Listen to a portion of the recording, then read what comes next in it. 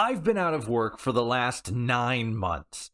How I'm still alive and sane is nothing short of divine intervention. So much free time, however, has allowed me to stream semi-regularly, as well as focus more on making content and keeping up with the goings-on in the community. I started up the Adamcast podcast here on the channel. I started doing Fallout history shorts, the whole shebang.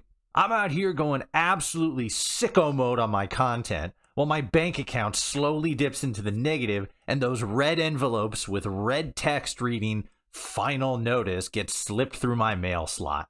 I'm in danger. I bring this up not because I'm low-key begging you to become a channel member. They're gonna break my fucking legs. But instead, I'm setting the stage, because at some point during my extended weekend, I learned about a website called Fallout.wiki, which bills itself as something very similar, and yet very different, to the Fallout wiki we are all familiar with, otherwise known as the Nukipedia. I have no idea when I found out about the Fallout wiki. It could have been yesterday, it could have been 4 months ago. I just couldn't tell you. Time no longer exists for me. What I do know is that this Fallout wiki covers a lot more than just the lore of the game, covering many other aspects of the fan base. That, however, is a topic for another day. Back when I first discovered the website, it seemed like they were still getting things set up and built. I had to make an account just to be able to access many of the pages that were, at that time, still under construction. When I was able to get through, I immediately noticed that they had a series of featured pages covering a wide range of different topics. Agriculture actually being one of the first pages that caught my attention. The article was actually pretty straightforward. It talks about the details of farming in the Fallout universe, from the sharecroppers in Nevada to the Abernathy farm in Boston. This was not the only page that sparked my interest, as one of the other pages featured was an extensive compendium dedicated to LGBTQ representation across the series. Nukipedia has very similar pages on both agriculture as well as LGBTQ representation, but you have to go looking for it, whereas when I stumbled upon the Fallout wiki, they had it right there as a featured topic. Because it's Pride Month, and because I'm slowly starting to scrape the bottom of the barrel when it comes to things to talk about, I figured it would be fun to look back at the series and reflect on the numerous times that... well, you saw the thumbnail. Raising a glass to the gays and the bis and the trans and the girls and the big bald men! The first place we begin our fantastically gay adventure, and yes, I can say that, this TikTok video said so. It's the month of June and you know what that means. Everything is gay now, yes everything. Is in Fallout 2. Yes, the second game in the franchise. Because despite the original being made almost entirely by Tim Kaine, there is no reference to sexuality beyond heterosexuality in Fallout's first game.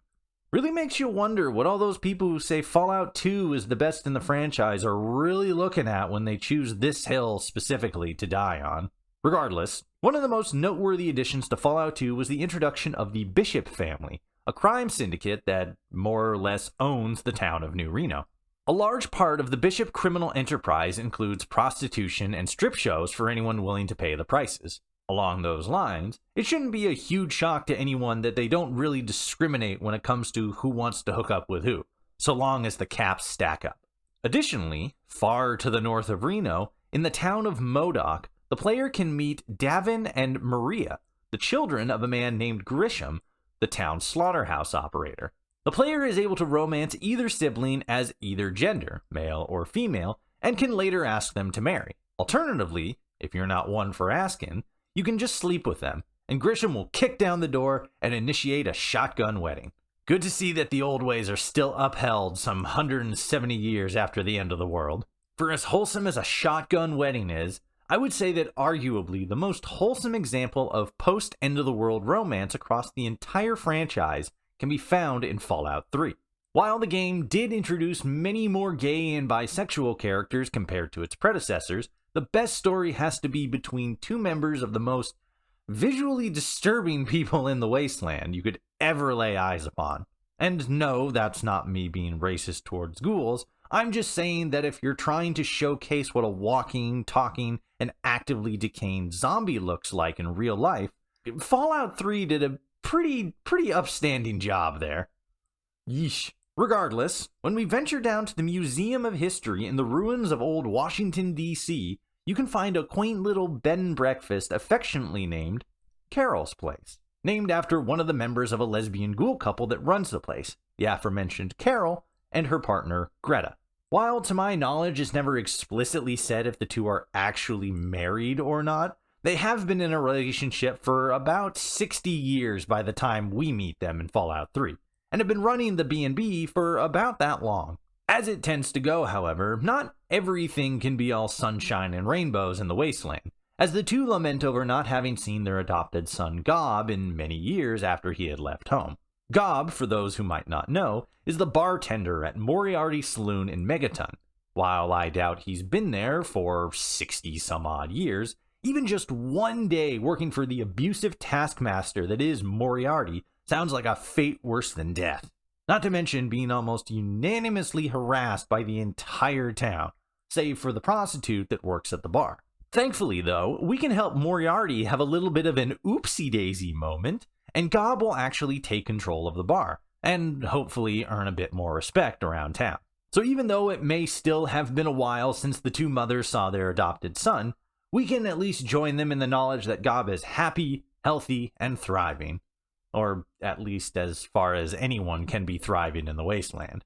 As a straight, cisgendered man, I don't really celebrate or observe pride outside of enjoying funny memes and watching some people lose their actual marbles whenever a trans woman does a branded deal on her TikTok for some D-tier alcohol. While I did perhaps do it a bit prematurely back in December, I am sure many of you have been noticing that I've been posting daily LGBTQ+ memes centered around the Fallout franchise this month.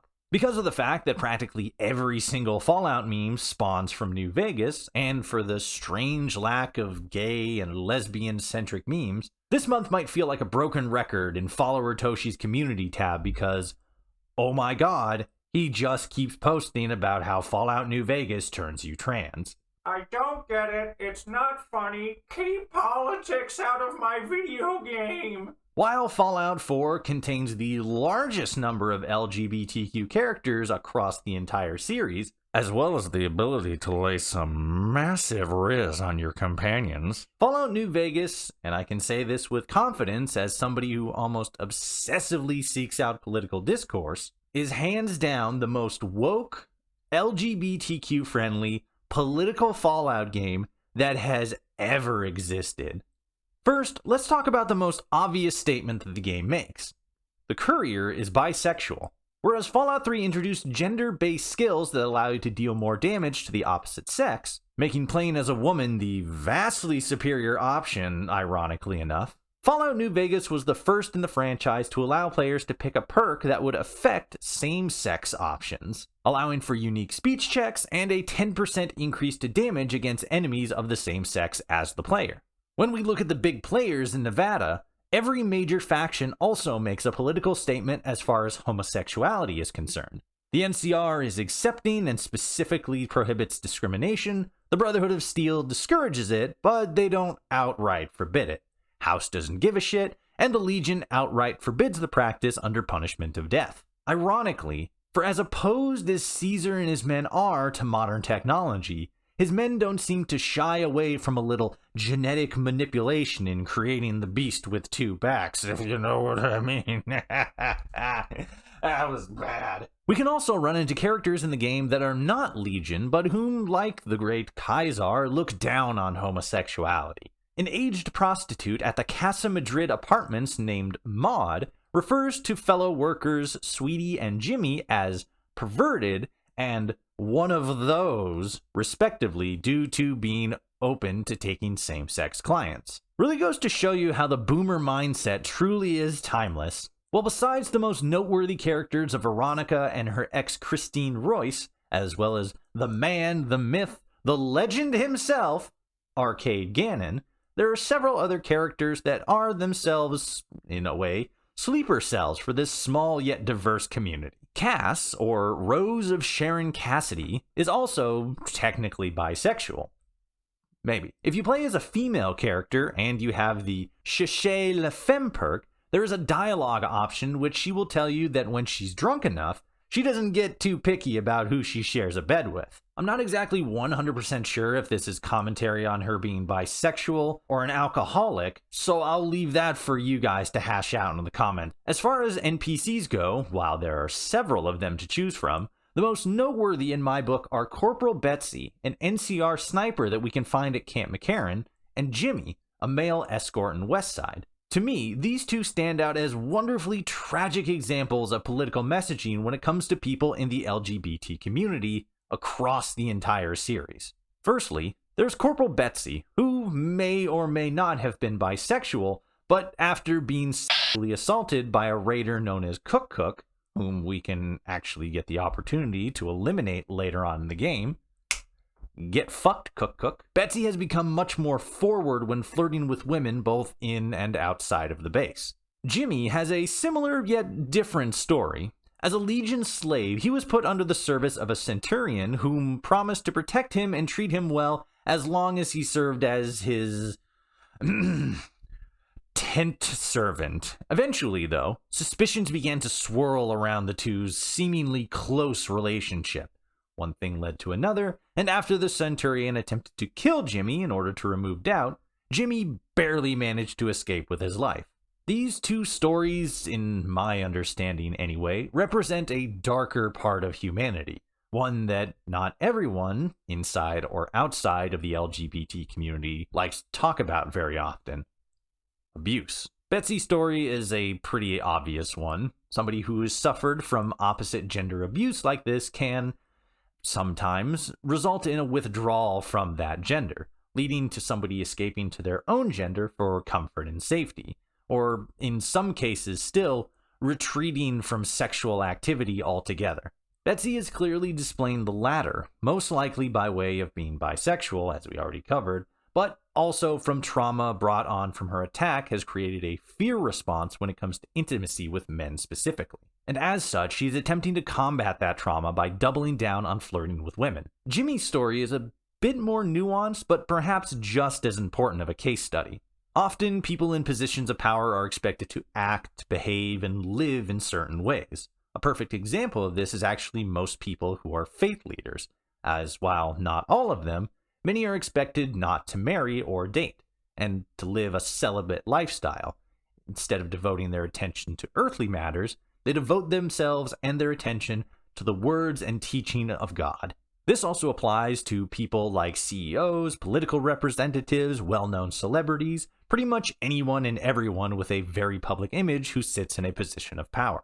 As such, their image matters more than almost anything else. If you are a member of an organization that takes a strong stance against homosexuality, or if such a relationship would in other ways be harmful to your public image, then these types of relationships become a lot more toxic and potentially dangerous for the other person involved. This part of the video was going to be me talking briefly about Season 11 of American Horror Story, but while I was recording this, I actually looked it up, and there is such a thing known as honor killing, and it pretty much describes what happens in this situation verbatim. An honor killing, or a shame killing, is the murder of an individual, either an outsider or a member of a family, by someone seeking to protect what they see as the dignity and honor of themselves or their family. While a bit more metaphorical and status related, this pretty much sums up exactly the situation that Jimmy experienced. While not a total exaggeration, the way Jimmy was treated in his backstory, kept as a secret, given gifts, spoken to kindly behind closed doors, this perfectly mirrors the narrative of shame in keeping a relationship like this one hidden, knowing that what you are doing is publicly viewed as wrong, even if it does not feel wrong. As a result of the culture the Centurion belonged to, and his status within that culture, the shame that he might experience by being recognized as liking another man is catastrophic to his position. As such, what is the life of just one slave, read as man or woman, when compared to the life of someone so powerful and successful? Who are they, or what is this relationship, to stand in the way of my cultural or career ambitions? A story that I am sure many people in the LGBT community have heard time and time again. These, of course, are not my stories, and I will most likely never know for sure what it feels like to be in this position. However, abandonment and betrayal are almost universal feelings. Throw love into the mix, and it's a whole lot worse. Luckily for me, New Vegas fans will not allow me, nor anyone else in the community, to forget just how good New Vegas's writing is, meaning that such high-quality work was almost tailor-made for people like me, those that think too much and can extrapolate meaning. There is no such thing as art without meaning. Never forget that. This brings us to the most popular game in the franchise, Fallout 4. Fallout 4 was a major entry into the franchise for a variety of reasons, but for the context of this video, there are two specifically that I want to focus on.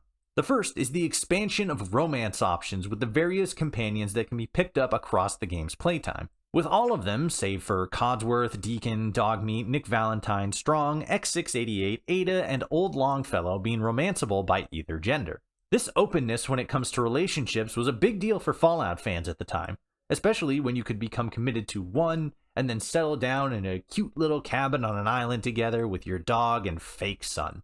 While there are not as many noteworthy queer stories that can be told compared to New Vegas, aside from one that can be attained in the Creation Club, one of the biggest aspects of this entry that a lot of people noted, but everyone seemingly stopped paying attention to following the game's release, is that, well, you can dress in drag. Fallout 4 was the first, or at least the biggest entry into the series where clothing was actually unisex, meaning that male and female characters could wear tailored specific versions of any and every outfit in the game, something that was even showcased in the announcement trailers. I find this to be an extra layer of comedy because it starts to paint a pattern ever since Fallout New Vegas first hit the scene. As we've seen from the memes, Fallout New Vegas turns you trans. By that logic, Fallout 4 turns you into a drag queen, and to the extent, Fallout 76 turns you non-binary.